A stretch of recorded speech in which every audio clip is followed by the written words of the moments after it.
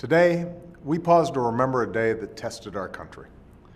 On September 11th, 2001, nearly 3,000 lives were lost in the deadliest attack on American soil in our history. We will never forget the images of planes vanishing into buildings, the photos hung by the families of the missing. We will never forget the anger and the sadness that we felt. And while 9 years have come and gone since that September morning, the passage of time will never diminish the pain and loss forever seared in the consciousness of our nation. That's why, on this day, we pray with the families of those who died.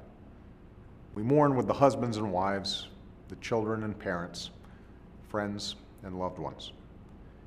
We think about the milestones that have passed over the course of 9 years: births and christenings, weddings and graduations, all with an empty chair. On this day, we also honor those who died so that others might live. The firefighters and first responders who climbed the stairs of 2 burning towers, the passengers who stormed a cockpit, and the men and women who have, in the years since, worn the uniform of this country and given their lives so that our children could grow up in a safer world. In acts of courage and decency, they defended a simple precept: I am my brother's keeper. I am my sister's keeper. And on this day, we recall that at our darkest moment, we summoned a sense of unity and common purpose.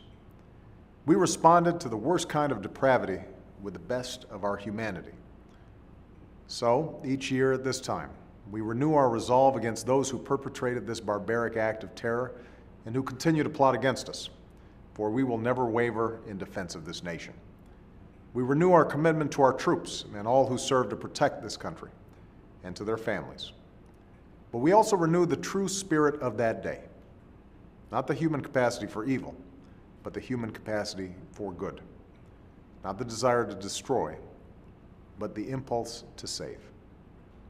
That's why we mark September 11th as a national day of service and remembrance. For if there is a lesson to be drawn on this anniversary, it is this: we are one nation, one people, bound not only by grief, but by a set of common ideals. And that by giving back to our communities, by serving people in need, we reaffirm our ideals in defiance of those who would do us grave harm.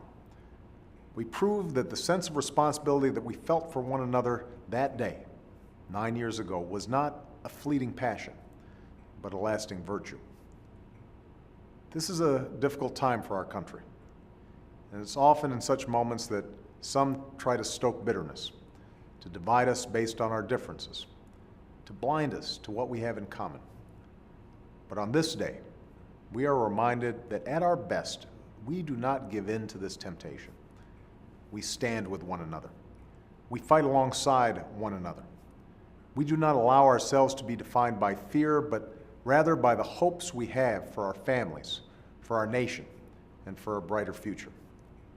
So let us grieve for those we've lost, honor those who have sacrificed, and do our best to live up to the shared values that we have on this day and every day that follows.